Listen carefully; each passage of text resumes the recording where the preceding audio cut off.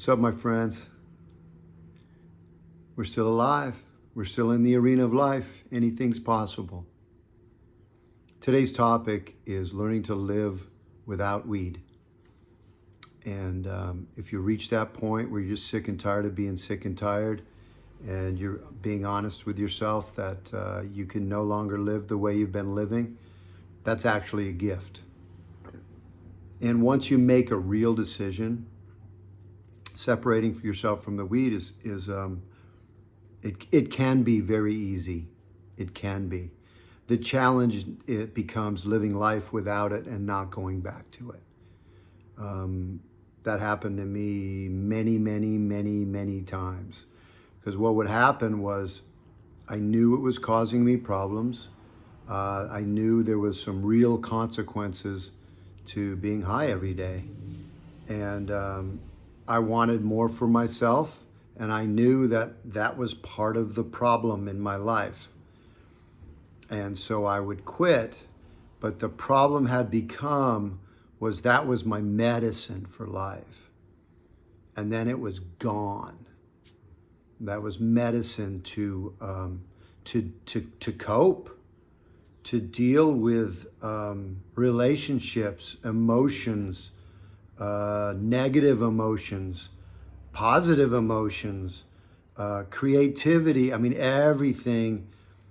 The reasons I used it, I mean, it was, I had no skills to live life without that. And what happened to me was when I started to live without it, the first thing that came up was all this shame and guilt and regret, and then resentment, and it was an extreme self-absorption. All I could think about was myself, and I would finally reach a point to where it was like I got to go back to it. I'd go back to it, and when you get any time at all after after a period of being clean, the first time you use it, it's like, oh my God, what was I thinking quitting this? This is awesome. It's like you just let go and all these epiphanies come and music sounds so good and it's amazing. And then 3 days later, you're like, fuck, here I am again. Here I am again. And for me, years would pass until my next attempt. And then that would build on itself, all that shame and guilt and regret. It was just, it's a really bad, it's a horrible way to live. It really is. I mean, if you have any sort of self-respect and love for yourself, that was my experience. I can't project anything for anybody else. But that was my experience, was I just had to find a way to live without it. And I had other substance abuse issues, and so I did go to a 12-step program, and the 12 steps work, and they work really well. I think some of the culture in that world can also be very limiting, though. It becomes, now your addiction is this. And there are many positive things to it. Learning that your biggest, your main problem is self-centeredness and fear, and that the solution is to find a higher power of your choosing, and that being useful and being of service to other people is so rewarding, and it redirects your attention from needing that medicine. It works really well. And some of the experiences I had from going through that process was I learned self-examination. I learned how to understand that, like I was talking about before, that most of my problems were from fear and not knowing how to deal with it, and believing it was 100% up to me. And and having a higher power that it's basically trusting life, learning to trust life. And, one of the characteristics you really need to adopt if you want to live if you want to live comfortably without weed is you got to learn to be willing to be uncomfortable, because we're human and we are emotional beings, and these emotions well up, and if you don't have any skills for dealing with it, it's miserable and it's scary and it's lonely, and the relief is only a reach away for, but then for your medicine, and then that becomes, you're right back in the loop again. And one of the reasons I make videos is to try to interrupt that cycle. And one of the skills I had to recognize is I had to develop the self-awareness. One of the reasons I kept going back to weed is it would start so innocently, and it would be like, it would usually, for me, well, it was both. I was feeling great, and the thought would come in like, I started to feel better. I started to be more accountable. I started to make more money. My relationships started to get, better. And I would get these images of, oh, nice couple rips and a walk on the beach and a surf and or listen to some music. That sounds really good. And it started with just like a little romancing of it.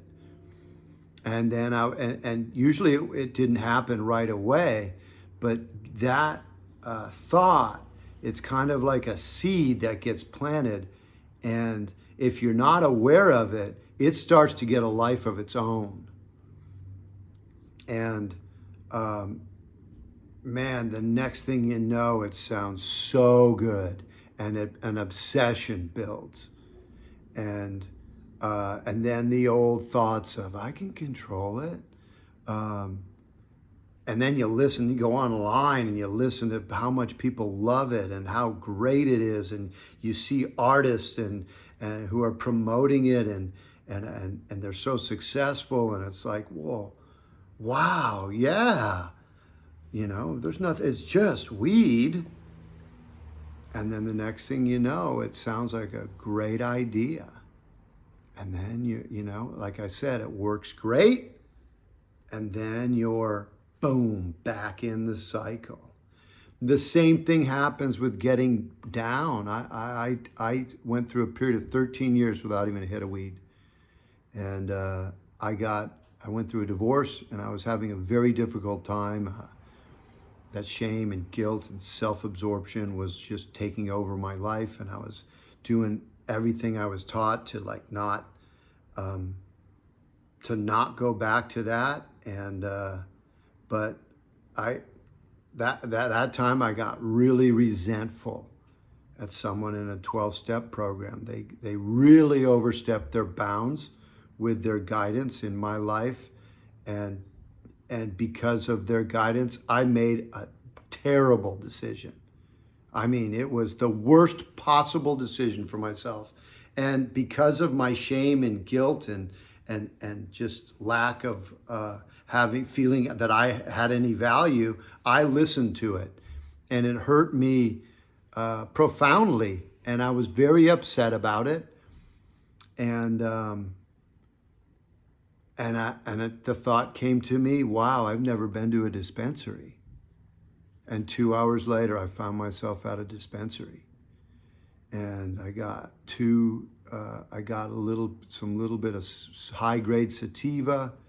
I took 2 rips, and I had that experience after 13 years, 2 hits of high-grade sativa. It was profound.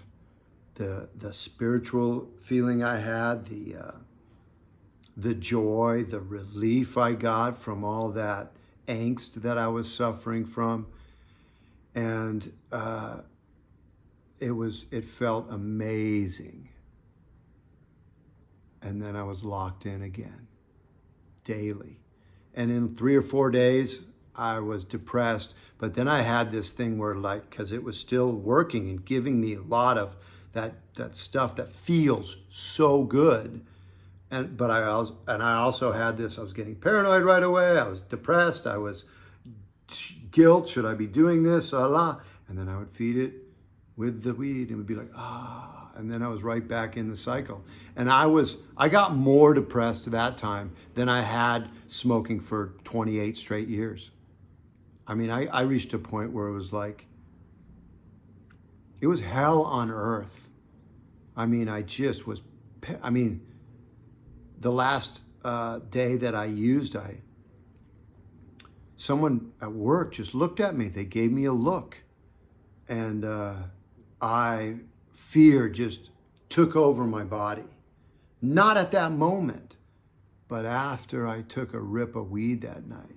I was feeling the positive stuff, and all of a sudden, that look came into my mind, and I had this like panic attack, and it was horrible. And I reached that bottom again on just weed. And I prayed. And the next day, I woke up at 4 a.m. My eyes went ding. That part of my life is over. It's over. And the message was clear. Throw it all out and start over. And I did. And that was over 5.5 years ago now. And I had a new commitment to learning to live and live clean and trust life and have faith in life and have value for myself and a belief that I was created for something bigger than me. And those and cultivating those ideas, I've grown dramatically, and I feel real self-worth today. And fears well up all the time, but I know how to process those, and I know that that's part of the process. That's life showing me where I'm not free, and doing the self-examination and connecting to a higher vision and a higher purpose and a higher meaning in my life than just the way I feel. My direction my focus gets redirected. And today I can look people in the eye and tell the truth, the absolute truth for me. And I have nothing to fear about that. And that's a strength. And I'm grounded in principles that make me feel whole and useful. And part of that is making these videos and giving the message that I have from my experience. And you have no idea where your life can go if you can learn to live more along these principles. My experience is I never could have gotten there living in the cycle of addiction. I couldn't have done it for sure, because every single time it led to depression. And I'll tell you right now, look at me. Am I depressed? No, I'm not. And I'm on fire for life, and I have this higher purpose in my life, and you can do the same thing. So that's what I got for today. I hope you got some value. Please like and subscribe. And if you would like to work with me one-on-one personally, feel free to fill out the application below. And if not, it's all good. I just hope you got some value out of this video. So much love, peace, see you next time. We're still in the game, the arena of life, yeah.